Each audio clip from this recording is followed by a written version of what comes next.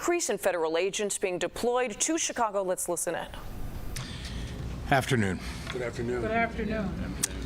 Over the weekend, we received numerous confirmed reports of federal agents from ICE and Customs and Border Patrol abusing their power, intimidating innocent civilians, and waging war on our people.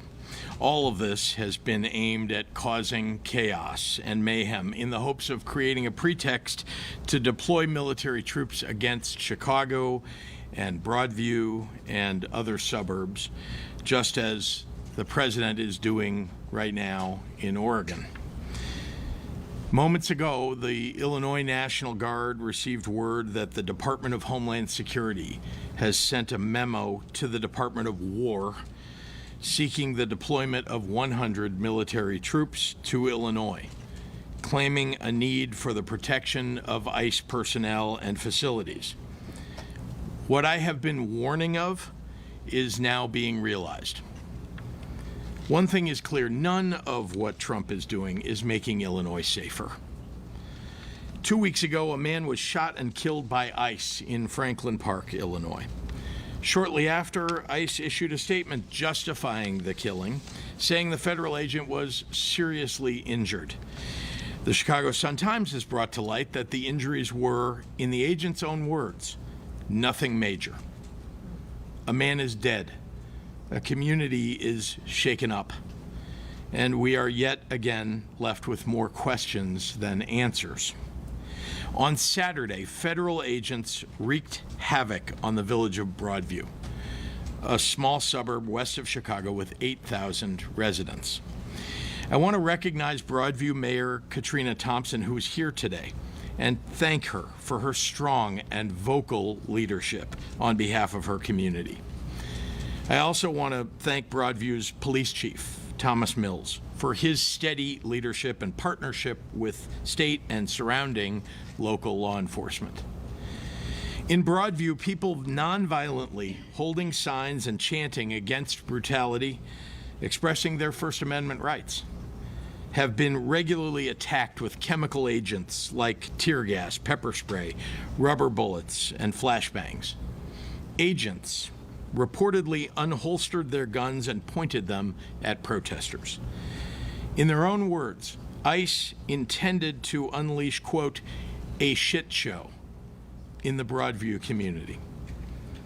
Without provocation and acting like jackbooted thugs, ICE has attacked and detained members of the press, including an independent journalist.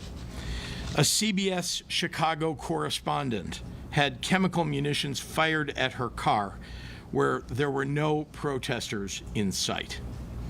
And we have received many reports of U.S. citizens being detained for simply stepping onto the public street. That brings us to yesterday.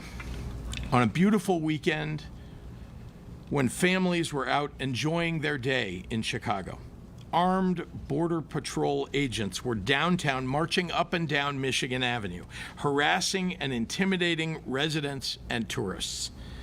In Millennium Park, federal agents interrogated a family as their small daughter held onto her doll and appeared to try to translate for her parents. Officers carried large, unholstered, offensive weapons downtown, dressed in camouflage and masks. Building tradesmen near Tribune Tower, simply doing their jobs, were detained by federal agents while working on a construction site. Separately, 24 federal agents chased down a man, handcuffed him, and asked him for his papers. Meanwhile, ICE's chief offender, Gregory Bovino, has been leading the disruption and causing mayhem while he gleefully poses for photo ops and TikTok videos. Bovino even admitted on the record that they are making arrests based on how you look. Based on how you look. How you look. That's the baseline. They're not targeting violent criminals or gang members. They're arresting tamale vendors and delivery men and shaking down families. Donald Trump and Kristi Noem and Tom Homan said they were targeting the worst of the worst criminals. They lied, and they continue to lie. 60% of the individuals that ICE has taken in Illinois this year have no criminal convictions of any kind. ICE is running around the loop harassing people for not being white. Just a year ago, that was illegal in the United States. Now, ICE is making it commonplace.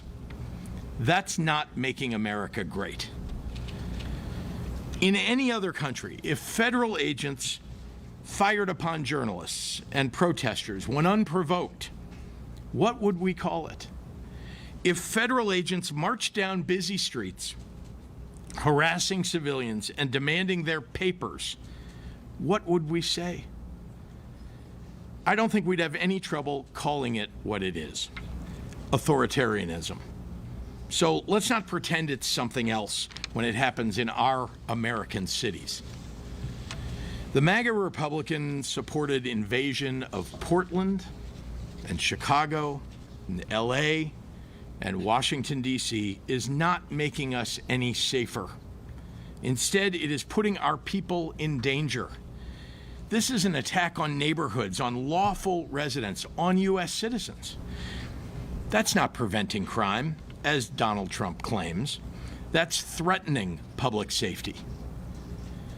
But as I've said many times, for Donald Trump and the MAGAs in Congress, this is not about fighting crime or about public safety. This is about sowing fear and intimidation and division among Americans. It was about creating a pretext to send armed military troops into our communities. This is about consolidating power in Donald Trump's hands. What he plans to do with that power, now or during the 2026 elections, should worry all of us. When you add to that the Trump administration's effort to label as dangerous free speech critical of him, White House senior staff calling the Democratic Party fascist, the Trump-appointed FCC chair threatening to revoke broadcast licenses and the approval of a merger in order to silence late-night comedians, Trump's threats to jail political opponents. You cannot call this anything except an attack on the Constitution of the United States. But let's also talk about what he's doing to the economy with all these attacks on our communities. Our small businesses suffer when our residents and visitors who are shopping and eating are made to feel unsafe by the jackbooted thugs roaming around a peaceful downtown. Parents are now scared to send their kids to school for fear the troops will grab their children. Students are afraid they'll come home and find their parents have been disappeared by ICE. This is no way to live. We are here together today, elected officials, business leaders, the faith community, law enforcement, educators, community organizations, united in our opposition to these flagrant abuses of power by the federal government. With one voice, we are telling this unwarranted and unconstitutional occupation by ICE and potentially by military troops to get out of Chicago. You are not helping us. Over the past month, I've been all across the city and all across the region, from Bronzeville to Austin to Pilsen to Little Village, talking to residents and to local business owners. Not one of them has asked for armed military troops in our streets. They have all said loudly that there is no emergency here on the ground that requires the deployment of military troops or the use of military tactics. I refuse to stay silent about this and let the slow encroachment of our freedoms and liberties continue unabated. The state of Illinois and all of us will continue to fight this with everything that we have. So, people of Illinois, we need your help. Get out your cell phones, record and narrate what you see. put it on social media. Peacefully ask for badge numbers and identification. Speak up for your neighbors. We need to let the world know that this is happening and that we won't stand for it. I was surprised and pleased to see that a federal agent in New York was put on leave after he was caught throwing a woman to the ground. Good. Good. That would never have happened, though, if it wasn't on camera. So keep documenting. It could make a world of difference for someone, perhaps for all of us. I look forward to taking your questions, and right now I'd like to hand the microphone over to Mayor Brandon Johnson. Mayor. Thank you, Governor. Of course. Thank you, Governor, and good afternoon, everyone. Good afternoon. I'm grateful to all of the elected leaders here, the community, business, and faith leaders that are joining us today. Many Chicagoans were shocked and appalled to see videos of heavily armed, masked federal agents in our streets yesterday. The reality is that this stunt has nothing to do with public safety. This is about politics, money, and power. The president is using his militarized force the exact way he intended, to advance his political goals. He wants to militarize our cities, whether that's through ICE or through the National Guard or the United States Army or armed forces. He wants to provoke conflict so that he can use this as a pretext to send even more federal agents into our city. What we saw yesterday was an absolute disgrace. Families, visitors, everyday Chicagoans were out enjoying our city, and they were met with dozens of heavily armed federal agents aiming to strike fear in our communities. They targeted street vendors and construction workers, just trying to make an honest living. They made a little girl act as a translator as they took her family into custody. These are heartbreaking scenes that have nothing to do with making our city safer. My question to these masked, heavily armed individuals is simple. What could you possibly need an automatic weapon for? The only plausible explanation is that their aim is not to carry out their duties, but instead strike fear in our communities. If you are following the law, if you are in accordance with the Constitution, if you have a criminal warrant, then there is no reason to cover your face. This comes on the heels of the revelation that was reported on MSNBC that Tom Homan, the so-called border czar, accepted a $50,000 bribe from undercover FBI agents in exchange for lucrative detention center contracts. So let's call it what it is. Tom Homan sold out the American people for $50,000 in cash. And that's why I'm calling on the federal government to appoint an independent investigator to review every single contract in the city of Chicago, the county and the state, related to any ICE detention centers. The people have a right to know if these contracts are legitimate or if they were granted as a result of outright bribery and corruption. As of last week, 72% of those held in ICE detention have no criminal record. And of those with a criminal record, many are for traffic violations and misdemeanors. The Trump administration's detention campaign is not for public safety, it is for profit. More than 90% of the immigration detention centers are run by private and for-profit corporations. The Trump administration has already engaged in no-bid contracts with private prison contractors across the United States. Executives at private prison firms are calling this a gold rush, as their stocks have soared by as much as 80%. In May, the CEO of a private prison corporation told investors, and this is a quote, "Truly one of the most exciting periods in the history of the company." One company estimated that they could make as much as $400 million of taxpayer money per year from private detention. Another said that it could make as much as $1 billion in additional revenue. The two largest private prison corporations gave President Donald Trump at least $2.8 million for his re-election campaign. And this is the agency that Trump and Republicans just handed $170 billion, a blank check with little to no oversight. The money that Republicans gave to ICE is there's more funding given to ICE in this last budget that has been allocated for police departments at state and local governments in all 50 states, including the District of Columbia combined. Let me say that again. Trump gave his personal militarized force more money than all other local and state police funding combined. And the guy they put in charge of that funding was bought for $50,000 in cash. They are lining their own pockets and the pockets of the executives of small number corporations, to a small number of corporations. I've spoken with parents in Pilsen, Little Village, spoken to business owners on Devon Street, elders in Uptown who are too scared to take their children to school.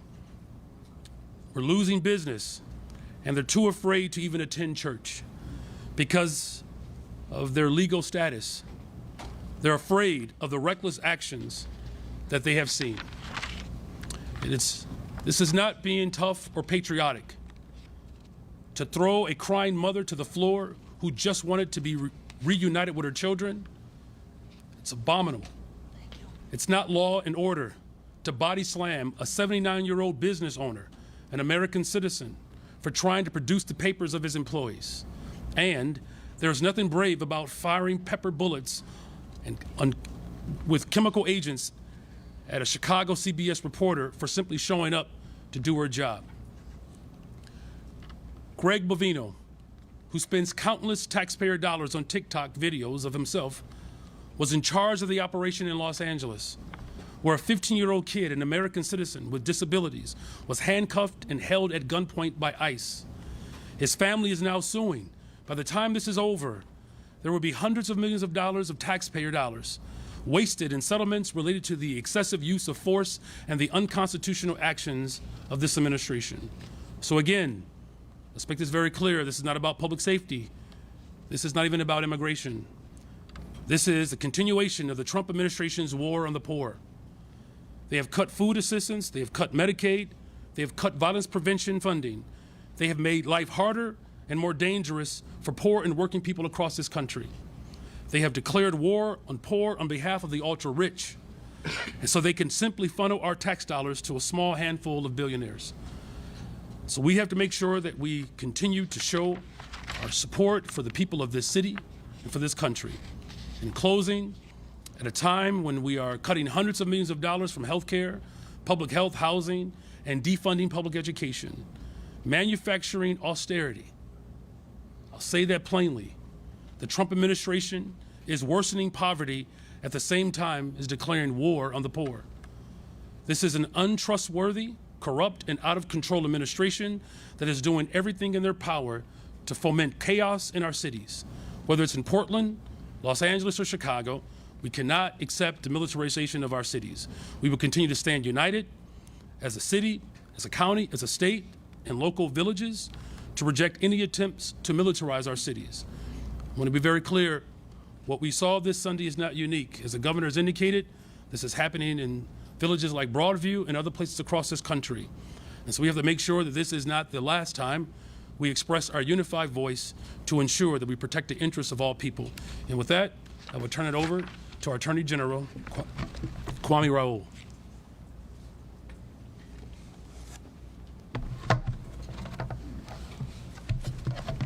Thank you, Mayor. Governor, thanks for convening us. From masked federal agents using tear gas against people exercising their First Amendment rights in Broadview to mask uniformed federal agents carrying automatic rifles as they menace people in downtown Chicago. In downtown Chicago, which is well patrolled by both the Chicago Police Department and the Cook County Sheriff's Office. The images we have seen in Chicago area look more like a region under siege than they do America in peacetime. If it was not clear from before, it should be plain now. The president's goal is to sow chaos, instill fear in Chicagoans and the American people at large. It's also clear that this has never been about fighting crime. Let me state clearly, I am not averse to the President of the United States wanting to be helpful in fighting crime in American cities. I'm not averse to federal law enforcement agencies contributing to fighting crime in American cities. In fact, we have had a great history of collaboration with those federal law enforcement agencies that are trained to fight crimes on the local level. However, if the president were sincere about fighting crime, he would devote more resources to those federal law enforcement agencies with whom we have partnered with, which we have had a great working relationship with, instead of either cutting their budgets or reassigning their agents to doing immigration work instead of crime-fighting work. He would not be cutting funding from community violence interruption.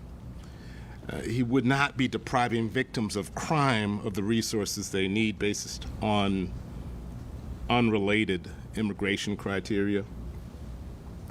Instead, he's federalizing the state of Oregon's National Guard. And as the governor laid out, he's following the same pattern that he followed in Oregon, and we just received a memo. Same steps that were followed in Oregon. The mobilization of the military isn't just an ineffective strategy to address crime. It is illegal. That is why I stand in solidarity with my colleague, Oregon Attorney General Dan Rayfield. We've been in contact over the weekend as well as earlier this morning, who filed a lawsuit yesterday against the Trump administration's mobilization of the National Guard there. The 10th Amendment preserves states' sovereignty to enforce state laws as they see fit. The Posse Comitatus Act, as I've stated before, limits the federal government's ability to use the military for domestic law enforcement. A judge in California recognized that fact earlier this month. And the militia clauses of the United States Constitution give Congress sole authority to decide what factual circumstances allow the president to federalize the National Guard. They don't exist here. The president has failed to establish that any of the legal prerequisites exist for his efforts to federalize the Guard. Which is why litigation challenging these efforts is now pending in multiple courts. And if the evidence follows, if the pattern follows what we've seen in Oregon, he should expect a legal challenge here as well. As a matter of fact, this afternoon, we're filing a lawsuit challenging the administration's unlawful reallocation of more than $100 million in public safety and disaster relief funds away from Illinois and other states around the country.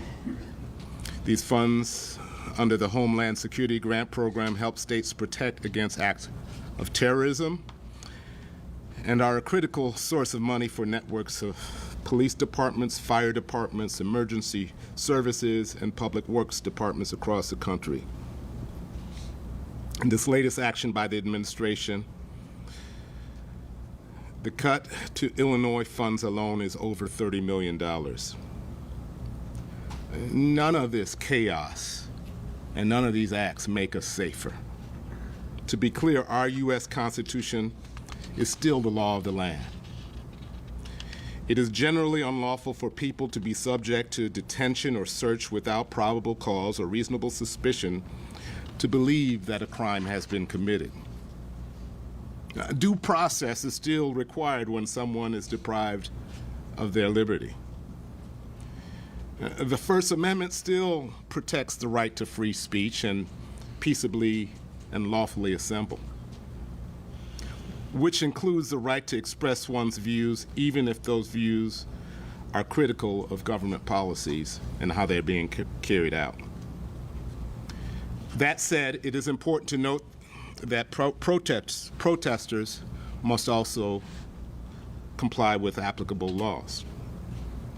For example, the First Amendment does not allow for protesters to assault, intimidate, interfere with an officer of the United States government or local government while they are engaged in their performance, or to obstruct or impede federal civil immigration vehicles or enforcement operation. Clearly, this deployment of the federal officers into our well-policed central business district is meant to provoke Chicagoans. What the president is hoping to do is foment chaos by inciting out-of-control protests. So I urge Illinoisans, don't take the bait. There is no emergency in Chicago. Don't help him create one. Exercise your First Amendment rights, but do so peacefully, without violence or destruction of property.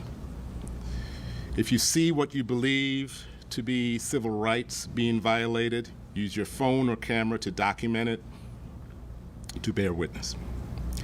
My office is monitoring these images, and so are legal and civil rights organizations around the city, the state, and the nation. I'm here to say that no president can flout the Constitution. The rule of law matters in the state of Illinois, and we will not hesitate to preserve it. At this time, I'd like to pass the mic to County Board President Tony Preckwinkle.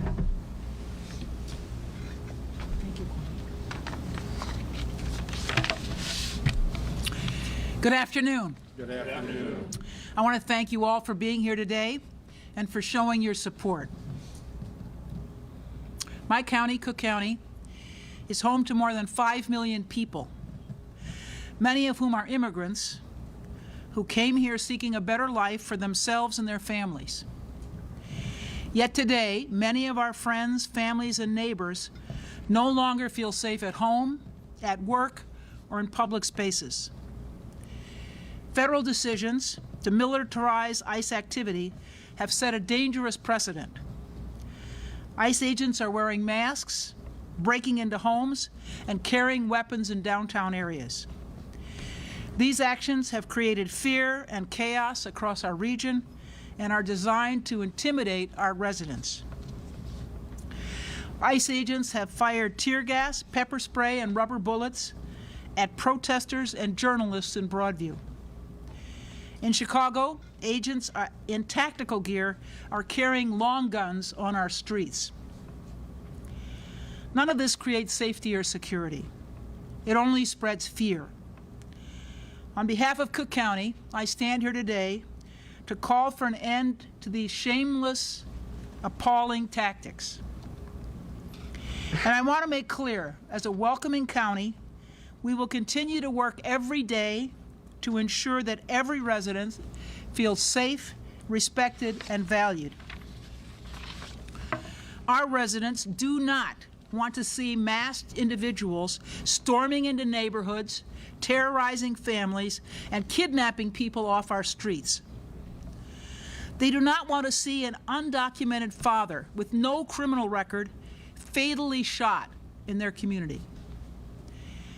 These extreme, un-American, and discriminatory actions by federal agents ordered by national leaders are cruel and unacceptable. Instead of leadership that unites us and invests in people, we see the emboldening of unchecked power. It's clear that federal leaders have no respect for our laws, our values, and are working to undermine the very fabric of our society. The lack of human decency shown toward immigrant families who contribute greatly to our culture, our economy, and our communities, is indefensible. And it doesn't stop there. We've seen similar attacks on citizens as well. plainclothes agents, unmarked cars, and the refusal to provide identification are not signs of transparency or accountability. They're acts of cowardice. Cook County will not tolerate injustice or the inhumane treatment of people who came here seeking safety and the chance to build a better life. That's why I, along with the state and local leaders standing here today, called for accountability and justice. We must ensure that federal agencies act lawfully and respect the rights of all of our people. And now I'd like to bring to the podium Senator Villa.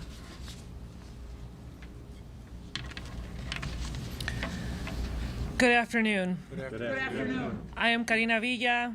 I am the state senator of the 25th Senate District. I serve as the Senate chair of the Illinois Legislative Latino Caucus, which is made up of 17 legislators from across the state. We are here to say Illinoisans will stand together and our state will not be intimidated. Donald Trump has militarized agents. He has sent them to our suburbs like my hometown of West Chicago, to Broadview, and now to our peaceful streets of downtown Chicago. These masked agents are marching through our neighborhoods, masked in technical gear and intimidating families and neighbors who are an essential part of our lives. Let's remember what you have seen. Parents attacked on their way to work, students facing ICE agents on the way to schools, protesters are shot with chemical munitions, the press being arrested. What we are seeing is the First Amendment rights, our First Amendment rights, being eroded by an authoritarian administration determined to dismantle dissent. This is not safety. This is persecution. The Illinois Legislative Latino Caucus stands united with Governor Pritzker and leaders at every level, demanding answers about the stolen life of Silverio Villegas Gonzalez and so-called Operation Midway Blitz. We demand that every Illinoisan receive the right to due process, medical care, and access to legal counsel. We are delivering on these fundamental rights with the Trust Act and my Safe Schools bill, and we will continue to legislate to make sure that Illinois remains the safest and most welcoming state in our country. Let us be absolutely clear. No president, no agent, no badge is above the Constitution. The powerful display of solidarity from our neighbors and allies on the ground has been a fierce display of resistance and courage. It has shown the true strength of our state. We will not cower. We will not cooperate with cruelty. We will continue to lend our voices to those that the Trump administration is trying to silence. We will continue to record and report ICE activity in our communities, and we will continue to stand up for every vulnerable person in our state. To every immigrant watching, you are not invisible, and you are not alone. We see you, we value you, and we will defend you. These are our cities, and this is our state. We will not back down. Ahora en español. Buenas tardes.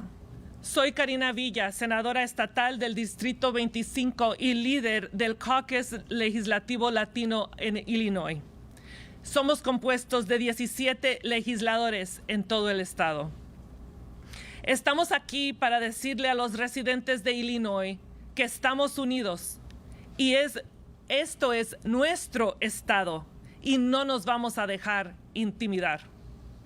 Donald Trump ha mandado agentes militarizados a nuestros suburbios, como mi ciudad de West Chicago, a Broadview y ahora dentro de las calles de Chicago.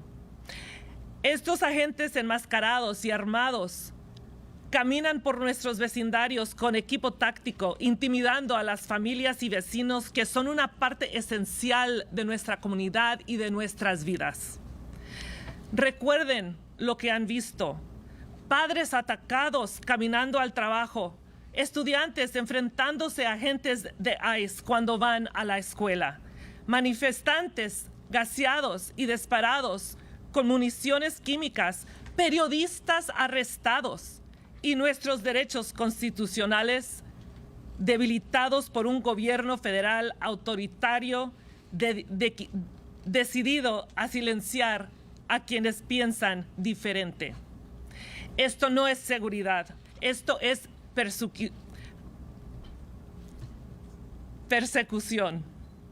El Caucus Legislativo Latino de Illinois se mantiene unido con el gobernador Pritzker y con líderes a través del estado de Illinois a todos niveles para exigir respuestas sobre la vida robada de Silverio Villegas González y sobre la llamada Operación Midway Blitz.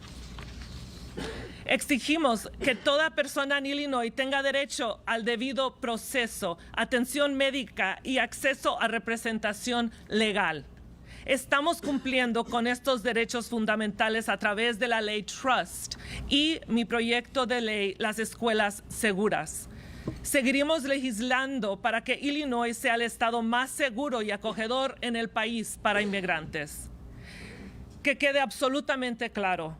Ningún presidente, ningún agente, ninguna insignia está por encima de la Constitución. La poderosa muestra de solidaridad de nuestras comunidades y aliados ha sido una valiente expresión de resistencia y coraje. Ha demostrado la verdadera fuerza de nuestro Estado.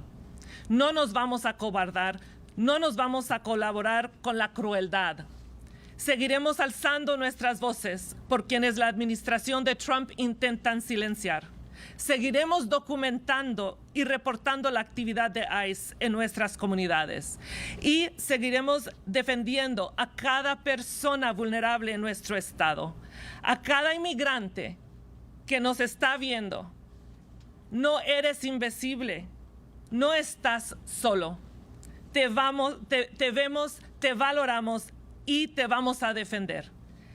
Estas son nuestras ciudades, este es nuestro estado. No nos vamos a rendir. Y ahora le paso el micrófono a R. Rendón. Gracias. You have been listening in to state and local leaders discussing the increased presence of ICE agents in and around the city of Chicago. Also a big headline from the governor as we learn that there has been a request from the federal government to bring 100 military troops to protect ICE personnel and facilities around our area. We're going to continue to listen to this as there are a few more speakers, and you can watch that on our stream, CBS News Chicago, on our website and other various sources. We do want to apologize for profanity used by the governor as he was quoting something that he attributed to ICE. We will have a full recap of everything we learned from this press conference today, beginning in our news at 4. On Sunday. Has been breaking news from CBS News Chicago. Simply for exercising